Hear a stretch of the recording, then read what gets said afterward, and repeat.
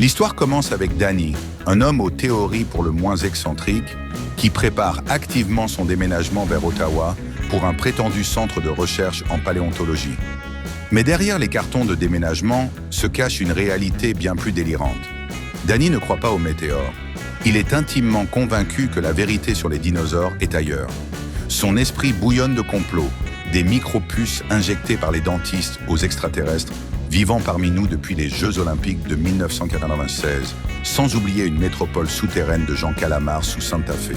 Dans ce chaos mental, Danny entraîne son frère dans une aventure forcée qu'il qualifie de sauvetage, bien que son frère appelle les secours pour dénoncer un enlèvement.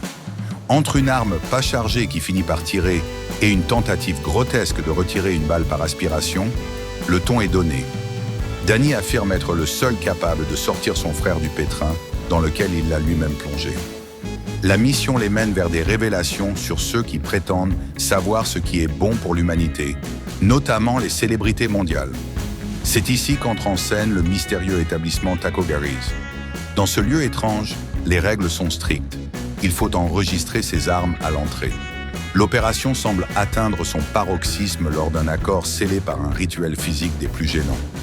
Entre paranoïa galopante et situations absurdes, Danny cherche désespérément à prouver que ses folles théories sont fondées. Il n'y a pas de place pour le doute dans son monde peuplé de conspirations mondiales et de secrets d'État. Stick together, c'est le mot d'ordre pour survivre à cette équipée sauvage.